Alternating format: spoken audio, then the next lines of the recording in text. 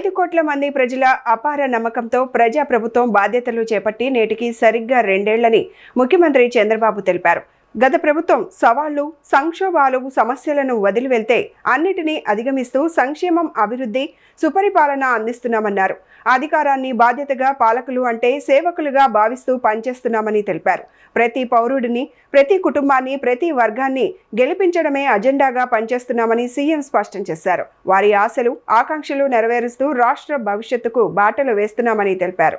2019లో ప్రజావేదిక కూల్చివేతతో మొదలైన యుద్ధంశ పాలన ఇది మనకెప్పుడు గుర్తుండాల్సిన అవసరం ఉంది. కేంద్రం 12 సంవత్సరాల్లో బ్రహ్మాండంగా అభివృద్ధి చేశారు. నరేంద్ర మోడీ గారు అభివృద్ధి, సంక్షేమం, సుపరిపాలన మనకు అందిస్తే ఈ 5 సంవత్సరాలు దాన్ని అందిపుచ్చుకోకుండా కడాన మీరు చూస్తే కేంద్ర పథకాలను పక్కన పడేశారు. సాగునీటి ప్రాజెక్టులను పాడుపెట్టారు. ఎంత దారుణం అంటే ఇన్వెస్టర్స్ని వేధించి వెంటాడి తరిమేశారు. యువత భవిష్యత్తు పైన దెబ్బకొట్టారు. ఆ రోజు కేంద్రం ఇంటింటికి ట్యాప్ వాటర్ ఇవ్వాలని 27,000 కోట్ల రూపాయలు ప్రాజెక్టు శాంక్షన్ చేస్తే 40% గ్రాంట్ ఇస్తే దాన్ని కూడా ఉపయోగించుకోలేదు. దీంతో కేంద్రం అన్ని పథకాలు నిలిపేసింది. అలాంటి చీకటి పాలన నుంచి మీ అందరినీ చూశాం. 3 పార్టీలు పోరాడాం, విడివిడిగా పోరాడాం. ఆ రోజు పోరాడితే మన వాళ్ళందరిపైన ఎక్కడికక్కడ కేసులు పెట్టారు. కొంతమందిని అందరినీ జైల్లో పెట్టారు. ఈ మీటింగ్లో నేను చూస్తున్నాను, ఎంతో మంది బాధితులు ఉన్నారు. అరాచకాలు జరిగాయి. ఆ చీకటి పాలనను తీల్చుకొని ఈరోజు మనందరం కూడా ప్రజాపాలన వచ్చింది. ఆ రోజు నన్నే కాదు, కడాన మీరు చూస్తే ఇంత అనుభవం ఉండే నన్ను ఒక్క నోటీస్ ఇవ్వకుండా జైల్లో 53 రోజులు పెట్టారు. అదే మరి పవన్ కళ్యాణ్ గారిని అడుగడుగునా హెరాస్ చేశారు. అవునా కాదా గుర్తు తెచ్చుకోమని మరొకసారి విజ్ఞప్తి చేస్తున్నా. ప్రజలు కేవలం ఓటే కాదు, చరిత్ర రాస్తారని ఏపీ ఉప ముఖ్యమంత్రి పవన్ కళ్యాణ్ 2024లో ప్రజలు ఇచ్చిన తీర్పుతో రాష్ట్రాన్ని మళ్లీ కొత్త ఆశలు వచ్చాయని, ఆ తీర్పు ఒక తరం భవిష్యత్తుకు నమ్మకం కలిగించిందన్నారు. ప్రజలు మౌనంగా కనిపించిన చరిత్రను మార్చగలరని నిరూపించారన్నారు. ఏపీలో కూటమి ప్రభుత్వం ఏర్పడి 2 ఏళ్లు పూర్తయిన సందర్భంగా 2 ఏళ్ల నమ్మకం, అభివృద్ధి, సంక్షేమం పేరుతో తిరుపతి సమీపంలోని దామినేడులో ఏర్పాటు చేసిన బహిరంగ సభలో సీఎం చంద్రబాబు, మంత్రి లోకేష్, భాజపా రాష్ట్ర అధ్యక్షుడు మాధవ్, కూటమి నేతలు హాజరయ్యారు.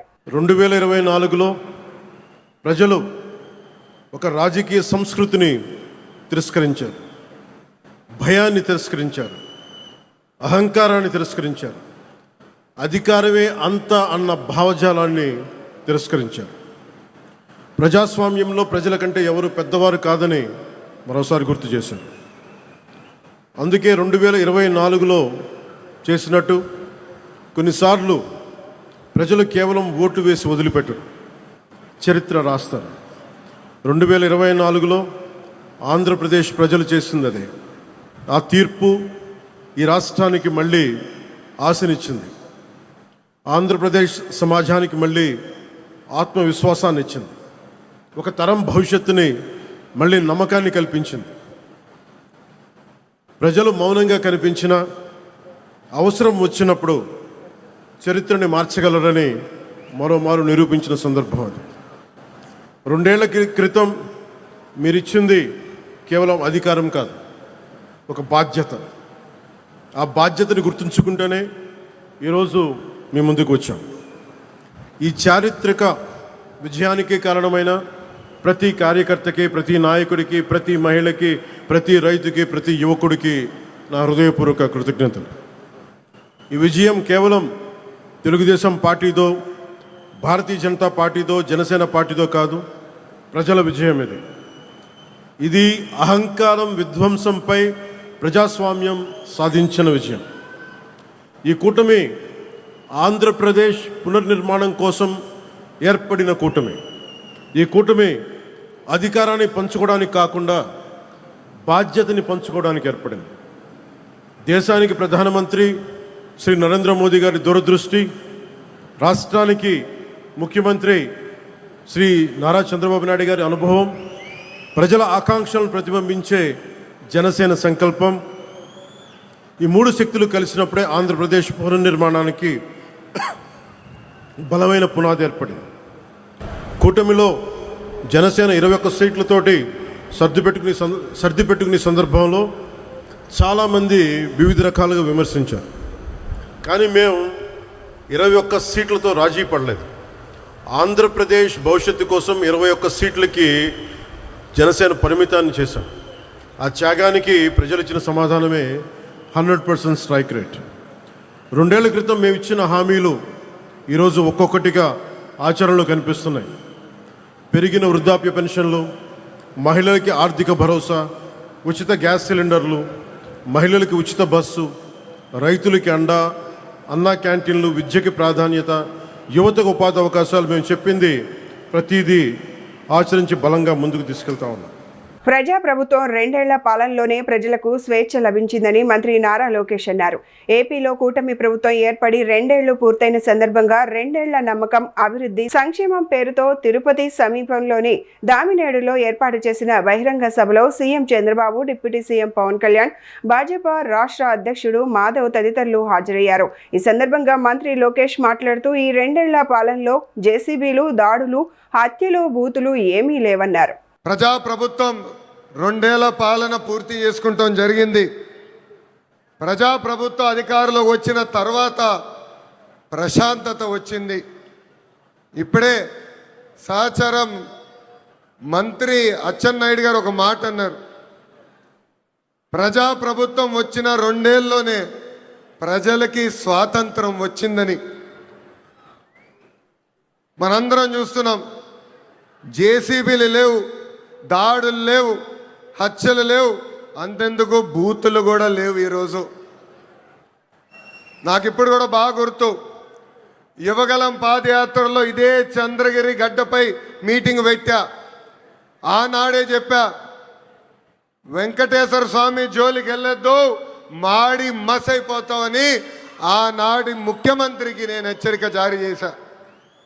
కానీ నా మాట ఇన్లా, దేవుడితో పెట్టుకున్నారు. ఇప్పుడు వాళ్ళ పరిస్థితి ఏంటో ప్రజలందరూ ఒక్కసారి ఆలోచించాలి. విశ్వవిఖ్యాత నడ సార్వభౌమ స్వర్గశ్రీ నందమూరి తారక రామారావు గారికి సీమ అంటే చాలా ప్రేమ. ఆనాడు కరువు వస్తే జోలు పట్టుకుని సీమ ప్రజల్ని ఆదుకున్న వ్యక్తి ఎన్టీఆర్. అంతేకాదు, తెలుగు గంగా గాలేరు నగర్ని ప్రాజెక్ట్ని తయారు చేసింది ఎన్టీఆర్. మహిళలకి ప్రత్యేకంగా విశ్వవిద్యాలయం ఏర్పాటు చేసింది ఎన్టీఆర్. నిత్యం అన్నదానం కూడా ప్రారంభించింది ఎన్టీఆర్. ఇప్పుడున్న రాజకీయాల్లో విరాట్ కోహ్లీ మన చంద్రబాబు నాయుడు గారు. అవతల వైపు బౌలర్లు మాడుతూ ఉంటారు, కానీ బ్యాట్స్మెన్ ఓన్లీ వన్, అది మన చంద్రబాబు నాయుడు గారు.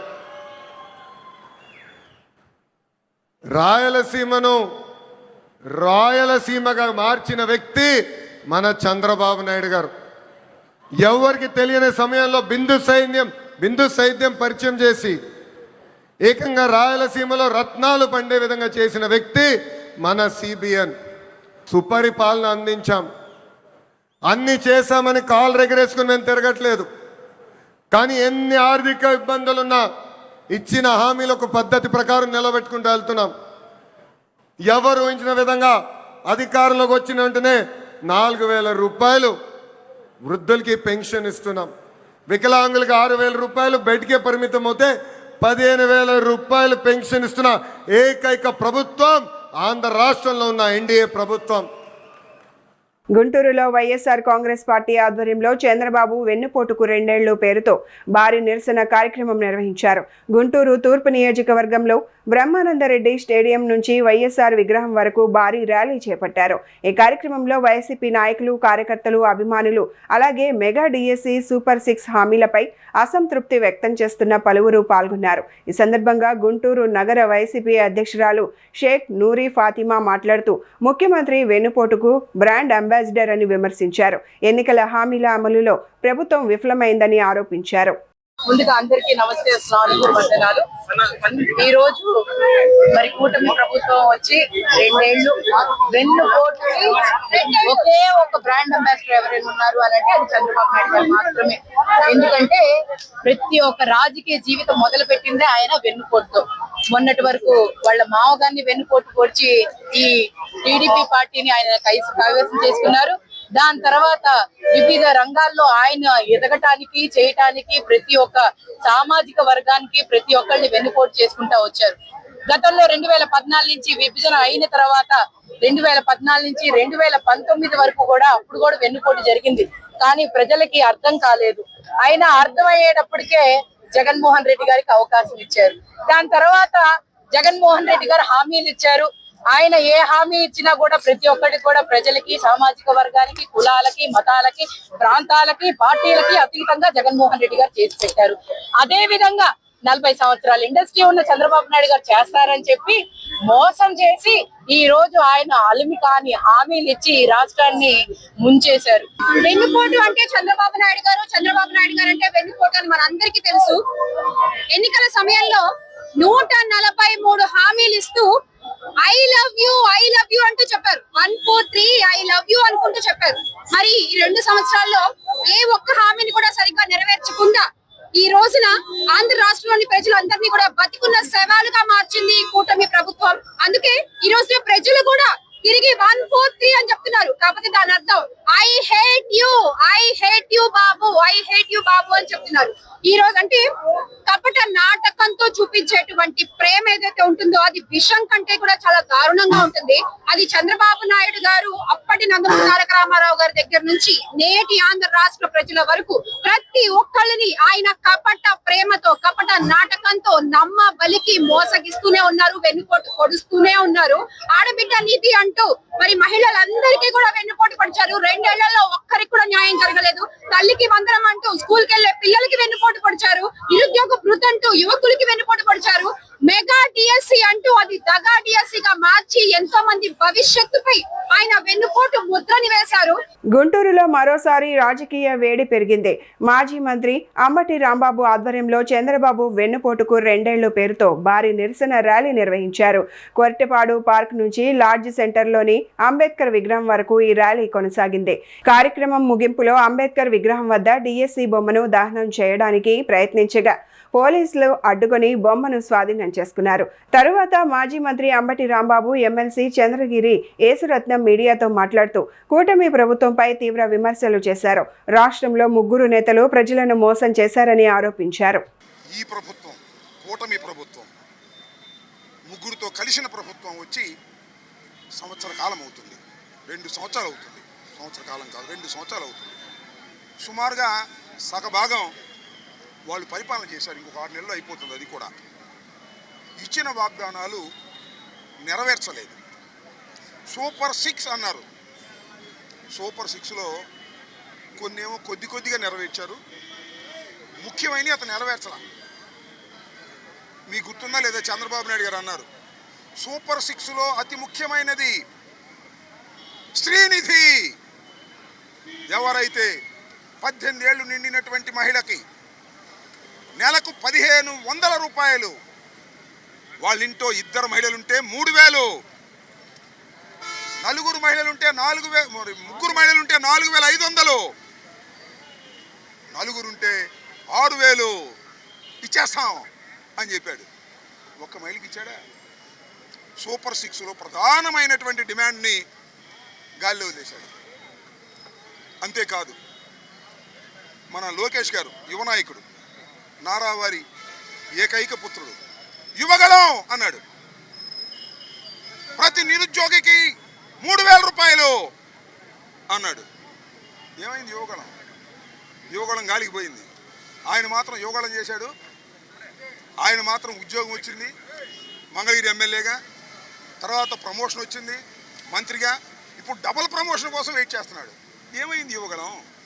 యువగళం గాలిని యువగళం పోయింది. వాళ్ళు ఇంకోటి చెప్పారు, బీసీ ఎస్సీ ఎస్టీ మైనారిటీ మహిళకి 50 సంవత్సరాలు నిండితే పెన్షన్, ఇది నా సూపర్ 6 అన్నాడు చంద్రబాబు. ఏమైంది సూపర్ 6? మొత్తం సూపర్ 6 అంతా దగా చేసినటువంటి ప్రభుత్వం ఇది, ప్రజల్ని మోసం చేసినటువంటి ప్రభుత్వం ఇది. ముగ్గురు మోసగాళ్ళు ఈ రాష్ట్రాన్ని పరిపాలిస్తున్నారు. ఆయన పక్కలాగవా నువ్వు. ముగ్గురు మోసగాళ్ళ ప్రభుత్వం ఇది. ఒకరు సూపర్ 6 ఇస్తానని మోసం చేసినటువంటి చంద్రబాబు నాయుడు గారు, ఆయన ప్రపంచ మోసగాడు. ఇంకో ఆయన ఉన్నాడు, యువగళం ఇస్తానని యువగళం పాదయాత్ర చేశాడు. డిప్యూటీ సీఎం అవలా, ఇంకా ఆయన ముఖ్యమంత్రి కావాలని అనుకుంటున్నాడు.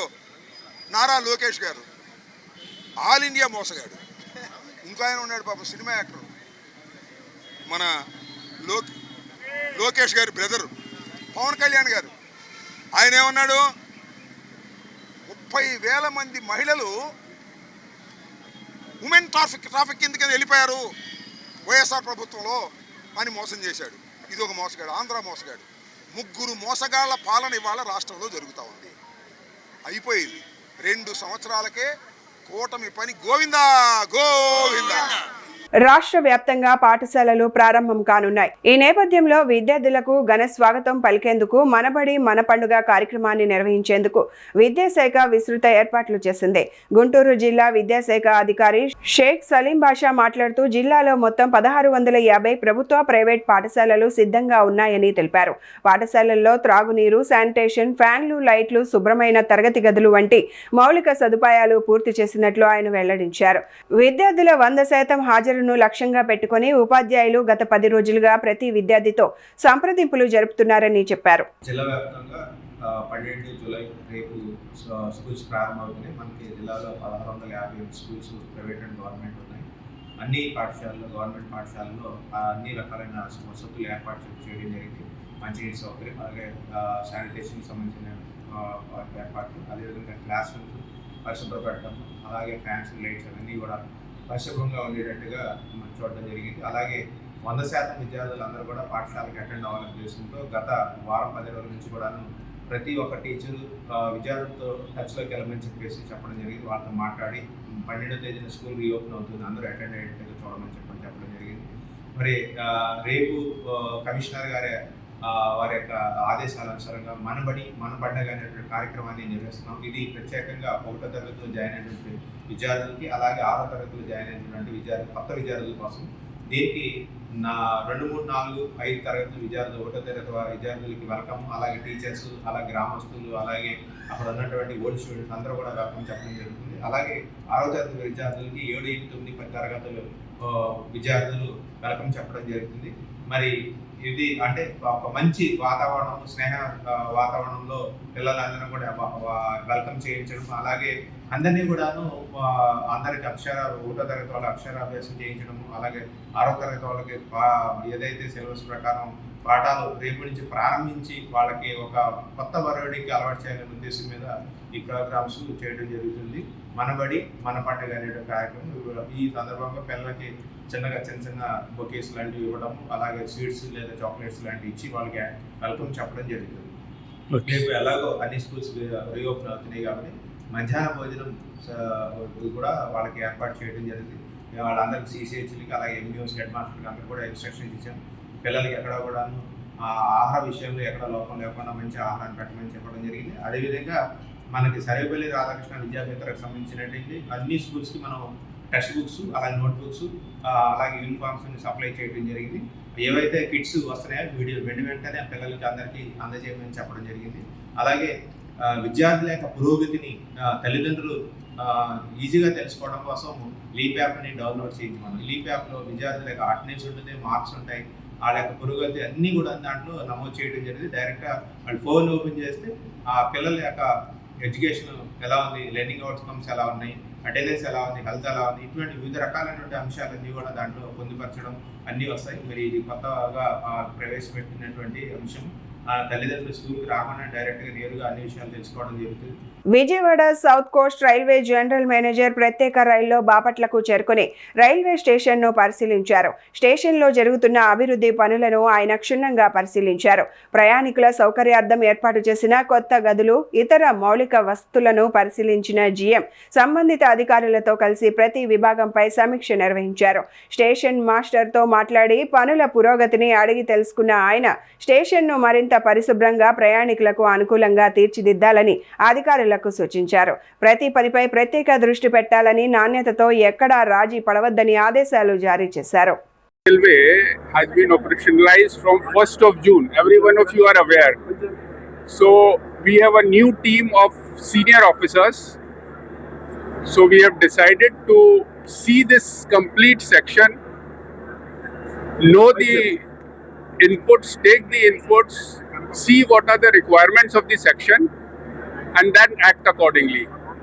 So we have taken down your demands, we have taken down and seen things what are required to be here, and once we go back we'll look into it and try to do whatever is possible.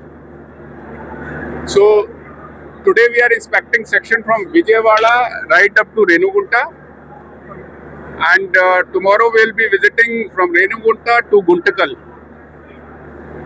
So the inspection is intended to have a look at the complete section, know the issues and resolve the problems as fast as possible for you all. Thank you. వెనక్కి తగ్గేదే లేదు. America కపట నీతిపై విదేశాంగ మంత్రి yes Jaishankar ఘాటుగా స్పందించారు. ఫిన్లాండ్లో జరిగిన ఓ కార్యక్రమంలో మాట్లాడిన జైశంకర్ రష్యా నుంచి చమురు కొనుగోలుపై అమెరికా అనుసరిస్తున్న ద్వంద్వ ప్రమాణాలను తీవ్రంగా ఎండగట్టారు.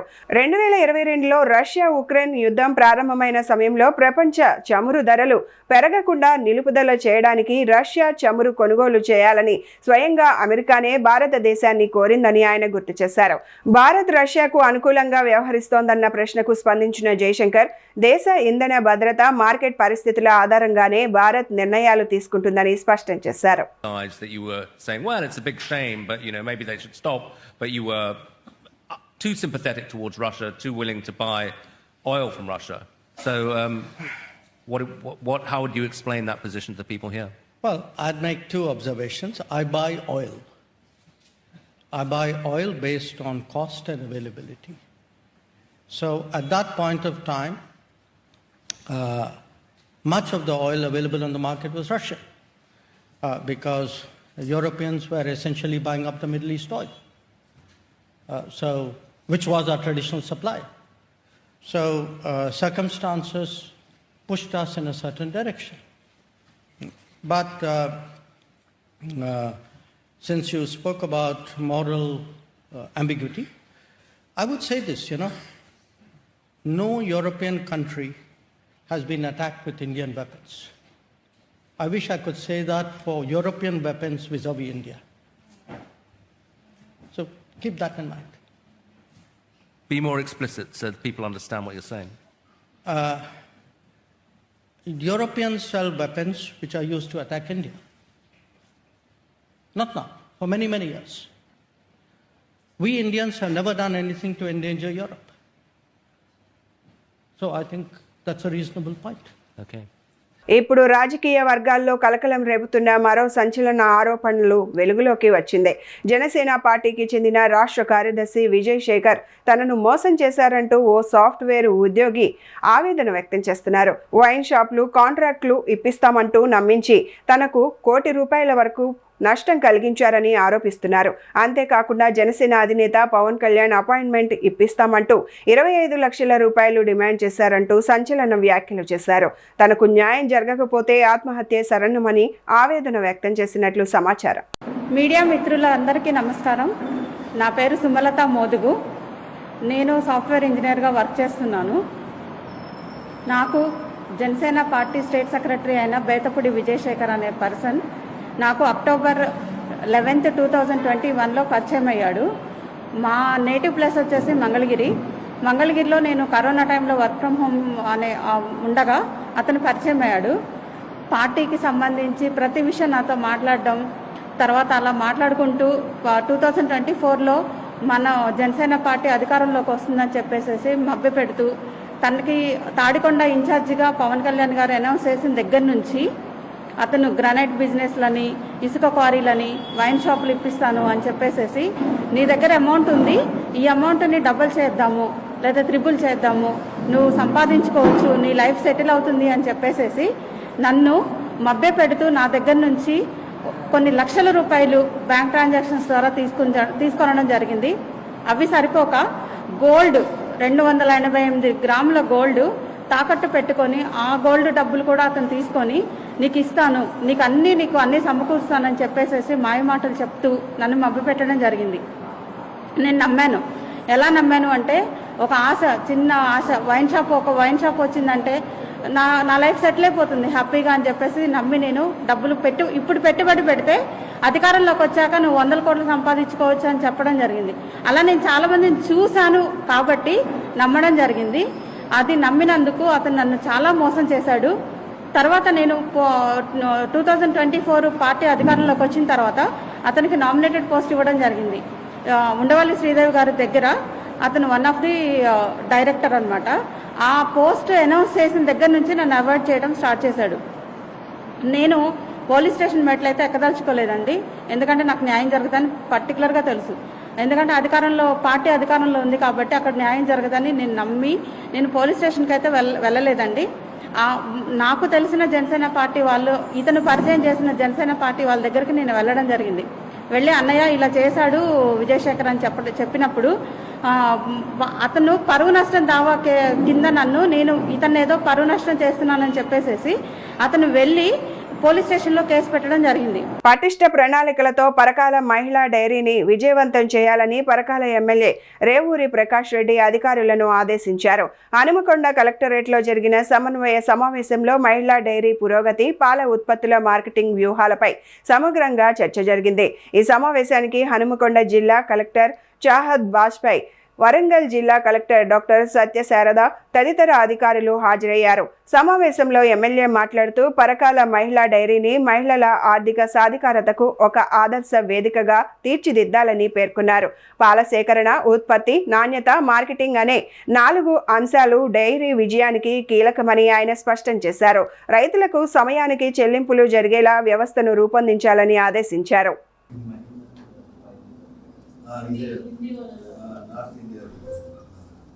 అది ప్రొడ్యూసర్స్. సో మార్కెటింగ్ వాళ్ళకు కూడా ఏంటంటే కొంత మనము ఎంకరేజ్మెంట్గా అదొకటి తెలుసుకోవాలి. కమిషన్ ఏదైతే కమిషన్ ఇస్తాం. రెండోది ఏంటంటే మొలకలూరు వాళ్ళతోటి మార్కెటింగ్ ఇస్తానికి ఒక ట్రైనింగ్ కూడా ఇస్తుంది. మసూరికి వినిపించి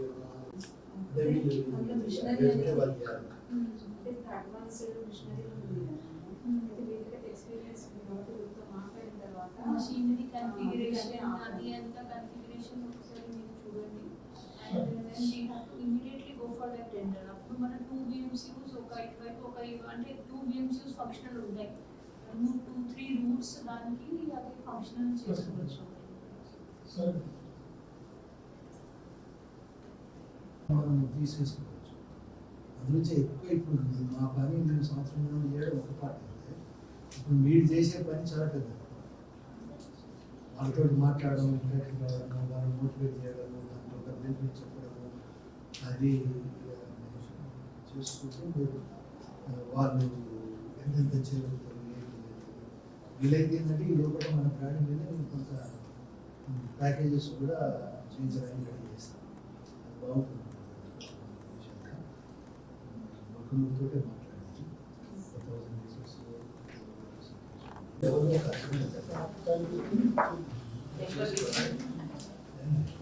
రేపు సాయంత్రం స్టార్ట్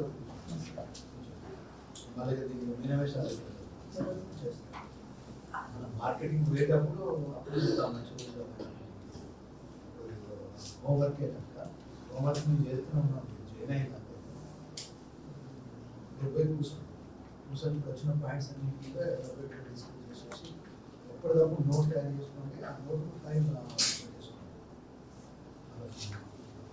తర్వాత కావాల్సిన కంప్యూటర్ వాళ్ళు ఇవన్నీ ఎట్లా అనేది కొత్త మీరు రిక్వైర్మెంట్ ఏంటి చెప్తే దాన్ని బట్టి మనకి అమౌంట్ మాత్రం మీరు బ్యాంక్ ఓపెన్ అవుతుంది ట్రాన్స్ఫర్ షిఫ్ట్ చేయించాలి.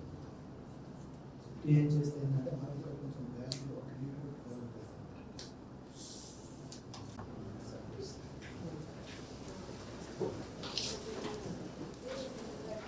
ప్రభుత్వ ఆసుపత్రుల్లో వైద్య సేవలు మరింత మెరుగుపరచాలని హనుమకొండ జిల్లా కలెక్టర్ చాహద్ బాజ్పేయి అధికారులను ఆదేశించారు. పరకాల పట్టణంలోని సమగ్ర అత్యవసర ప్రసూతి శిశు ఆరోగ్య కేంద్రాన్ని కలెక్టర్ ఆకస్మికంగా తనిఖీ చేశారు. తనిఖీలో భాగంగా ఓపీ నమోదు విధానం, రోగుల వివరాల నమోదు ప్రక్రియను పరిశీలించి సిబ్బందిని వివరాలు అడిగి తెలుసుకున్నారు. అనంతరం ఇన్ పేషెంట్ వార్డులు, మెడికల్ ఆఫీసర్ గదులను సందర్శించి రోగులతో నేరుగా మాట్లాడారు. మాతా శిశు వార్డు ప్రసూతులు శిశువులకు అందుతున్న వైద్య సేవలను స్వయంగా పరిశీలించారు. అలాగే రోగులకు అందుతున్న భోజనం, ఇతర సౌకర్యాలపై ఆరా తీశారు.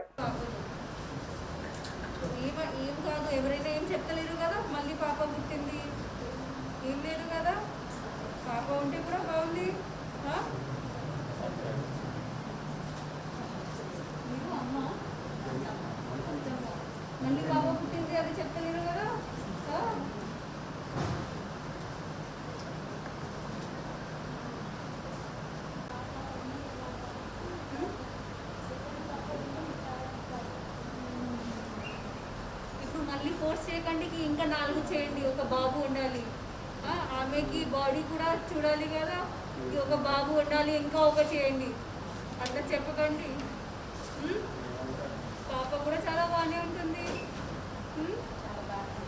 చూడండి ఇక్కడ మేడం, కలెక్టర్ డాక్టర్ మేడం, మన వారంగల్ కలెక్టర్, నేను, అందరూ లేడీసే కదా.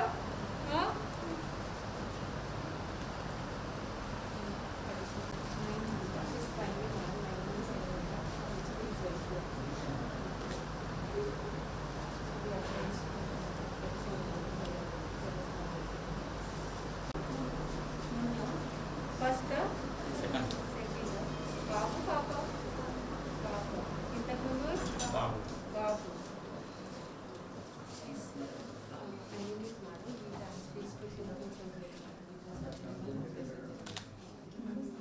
ఇంతకుముందు నార్మల్ సెక్షన్, అది కూడా సెక్షన్ జరిగిందా?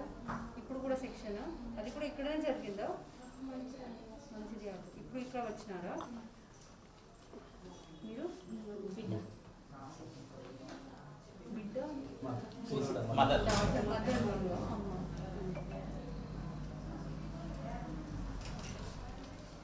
పాప ఉన్నారు, ఇద్దరు పాప.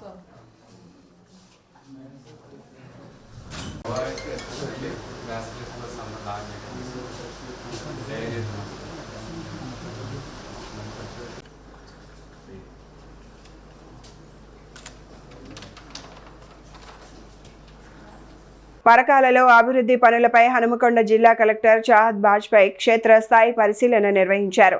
మున్సిపల్ కార్యాలయాన్ని సందర్శించిన కలెక్టర్కు municipal chairman Pavusetti Sunil Kumar, commissioner Potharaju Pawan, RDO DS Venkanna తదితరులు స్వాగతం పలికారు. అనంతరం మున్సిపల్ కార్యాలయంలోని పలు విభాగాలను సందర్శించి సేవల నిర్వహణను పరిశీలించారు. కార్యాలయ ఆవరణలోని మొక్కల నర్సరీని పరిశీలించి పచ్చదనం పెంపొందించాల్సిన అవసరాన్ని సూచించారు. అడ్వాన్స్డ్ టెక్నాలజీ సెంటర్ కోసం ప్రతిపాదించిన స్థలాన్ని కూడా కలెక్టర్ పరిశీలించారు.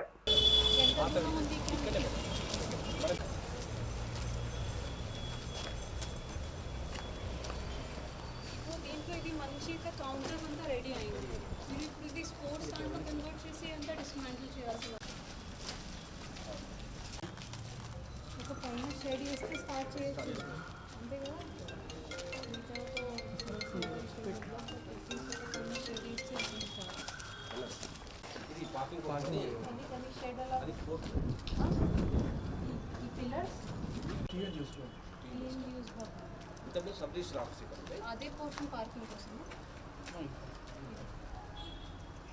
మనం దీనికోసం పార్కింగ్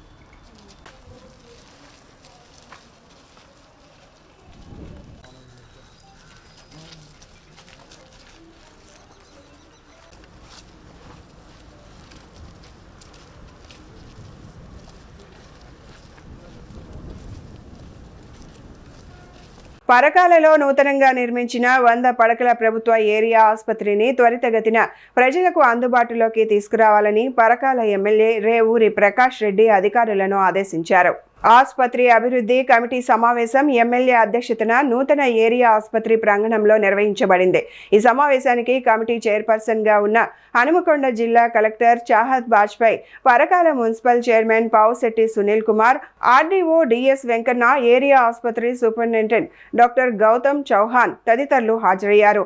సమావేశంలో ఆరోగ్యశ్రీ నిధుల ద్వారా 79.18 లక్షలతో వైద్య పరికరాల కొనుగోలు, మందుల నిల్వలు, శస్త్రచికిత్స పరికరాలు, మౌలిక వస్తువులపై విస్తృతంగా చర్చ జరిగింది.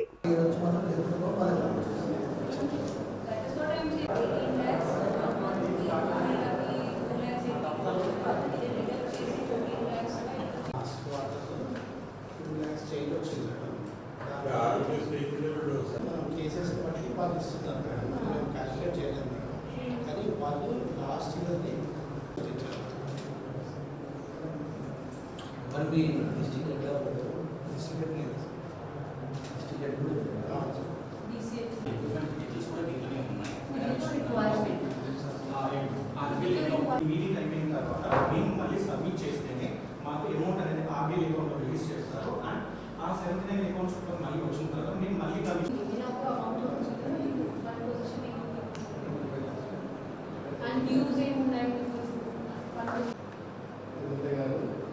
ప్రకాష్ రెడ్డి గారు, special chief guest collector madam గారు, వెంకన్న గారు,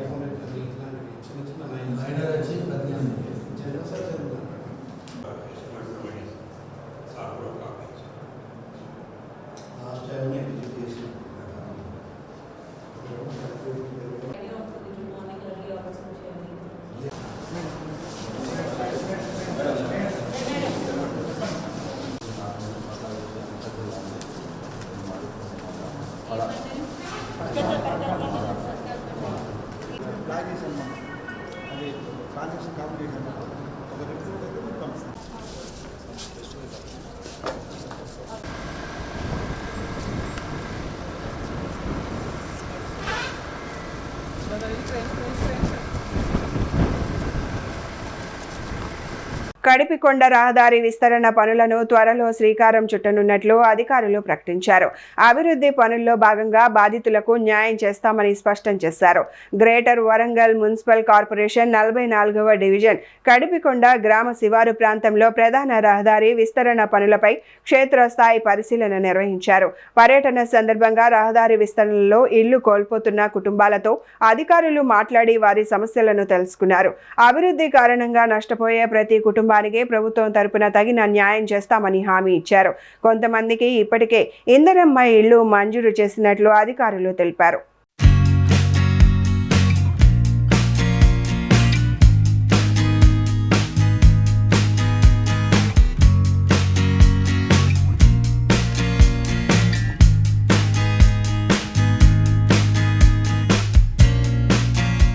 వరంగల్లో సాంస్కృతిక వైభవాన్ని చాటి చెప్పే మరో ప్రత్యేక కార్యక్రమానికి రంగం సిద్ధమైంది. అంజలి మీడియా గ్రూప్ ఆధ్వర్యంలో తెలంగాణ భాష రాష్ట్ర సాంస్కృతిక శాఖ సౌజన్యంతో తెలంగాణ పర్యాటక శాఖ కూడా వరంగల్లో సహకారంతో జూన్ 14న భారీ సాంస్కృతిక కార్యక్రమం నిర్వహించనున్నారు. వరంగల్ కోటలోని ఖుషీ మహల్ పక్కనున్న ప్రాంగణంలో కాకతీయ మహా సంగీత మరియు నృత్య కళా వైభవం పేరుతో ఏకకాల బృంద నృత్య ప్రదర్శన జరగనుంది. ఈ కార్యక్రమానికి సంబంధించిన వివరాలను మీడియా సమావేశంలో నిర్వాహకులు వెల్లడించారు. కాకతీయుల కళా సాంప్రదాయాన్ని, తెలంగాణ సాంస్కృతిక వైభవాన్ని ప్రపంచానికి చాటి చెప్పేలా ఈ కార్యక్రమాన్ని భారీ స్థాయిలో నిర్వహించనున్నట్లు తెలిపారు. ఒక 30 నిమిషాల నుంచి 1 గంటలోపు అయిపోయే ఆపరేషన్. దీని తర్వాత పేషెంట్ తొందరగా రికవరీ అయ్యి మరునాడే డిశ్చార్జ్ చేయడానికి వీలుగా ఉంటుంది. ఈ ప్రొసీజర్ అనేది మన ఇండియాలో ఇప్పుడు కామన్గా అవైలబిలిటీ ఉన్నది. దీనికి ఉపయోగపడే దీన్ని ఎట్లా గుర్తుపట్టాలంటే పేషెంట్కి ఎవరైనా మనకు నడుస్తున్న కొద్దీ ఆయాసమో మెట్లెక్కుతుంటే ఆయాసం వచ్చినప్పుడు దాన్ని ఎవరైనా కార్డియాలజిస్ట్ దగ్గరికి వెళ్ళినప్పుడు వాళ్ళు 2DECO అనే టెస్ట్ ద్వారా దీన్ని గుర్తుపడతారు. దాంట్లో కవాటాలు మూసుకుపోయినప్పుడు పర్టికులర్లీ అయోటిక్ వాల్వ్ అనేది ఉంటుంది. అయోటిక్ వాల్వ్ బాగా మూసుకుపోయినప్పుడు వయసు గల వారికి ఆపరేషన్తో వచ్చే రిస్క్ను అవాయిడ్ చేయడానికి, ఆపరేషన్ చేసుకున్నప్పుడు మనకు టైం ఎక్కువ తీసుకుంటుంది, ఆపరేషన్ టైం ఎక్కువ తీసుకుంటుంది, గాయం మానడానికి కూడా టైం పడుతుంటుంది. లేకపోతే అంటే ఇంటర్ ప్రొసీజర్ కాంప్లికేషన్స్ ఎక్కువ ఉంటాయి. అంటే ఆపరేషన్ చేసేటప్పుడు రోగికి ఎక్కువ అనర్థం జరగడానికి అవకాశం ఉంటుంది. ఈ పరిస్థితులన్నింటినీ అవాయిడ్ చేయడానికి ఇది నూతనంగా ప్రవేశపెట్టబడిన సర్జికల్ విధానం. ఇది ఇంటర్వెన్షన్ కార్డియాలజిస్టులు చేస్తుంటారు. ఇది ట్రాన్స్ అయోటిక్ వాల్వ్ ఇంప్లాంటేషన్. ఇది చేయడం వల్ల పేషెంట్కు ఆర్థికంగా కొద్దిగా భారమైనప్పటికీ తాను ఆరోగ్యపరంగా వెంటనే రికవరీ అవ్వడం, మరునాడే తన పనులను తాను చేసుకోవడానికి వీలుగా ఉంటుంది. నమస్కారం అండి, నా పేరు వంటేరు మధుకుమార్, మా నాన్నగారి పేరు Vanteru Mallaiah. So retired head constable. So actual ముందుగా మేము డాక్టర్ వెంకరెడ్డి గారికి, రాయిరెడ్డి గారికి అండ్ యశోద హాస్పిటల్కి ధన్యవాదాలు తెలుపుకుంటున్నాము. సో ఏదైతే మేము హాస్పిటల్కి వెళ్ళినప్పుడు మేము ఫేస్ చేసిన ఆ ప్రాబ్లం అనేది సో ఇంత సింపుల్గా రెక్టిఫై అయితే అనుకోలేదు. సో ఈవెన్ డబ్బుల పరంగా పోలిస్తే కొంత ఎక్స్పెన్సివే, కానీ ప్రాణంతో పోలిస్తే డబ్బులు అనేది అంత ఇంపార్టెంట్ కాదనే మేము ఫీల్ అయ్యాము. అండ్ అదేవిధంగా ఏదైతే డాక్టర్ గారు ఛార్జ్ చేస్తామని చెప్పారో including operation and hospital charges అన్నీ కలిపి, సో ఖచ్చితంగా సార్ వాళ్ళు మాకు ఫైనాన్షియల్గా కూడా కొంత సపోర్ట్ చేశారు. అంటే like reduction in the fee. So ఏదైతే మేము హోప్తో వెళ్ళామో దానికి 100కు 100% డాక్టర్ గారు అండ్ హాస్పిటల్ న్యాయం చేశారు. So throughout the 2 days or 3 days మేమైతే హాస్పిటల్లో ఉన్నామో వాళ్ళు కంటిన్యూస్గా మానిటరింగ్ అండ్ ఎక్కడ కూడా మాకు ఇబ్బంది కలగకుండా, సో చిన్న ప్రాబ్లం రాకుండా కూడా చూసుకున్నారు at the time of entering into and exit వరకు. ఈ వార్తలు ఇంతటితో సమాప్తం. నమస్కారం.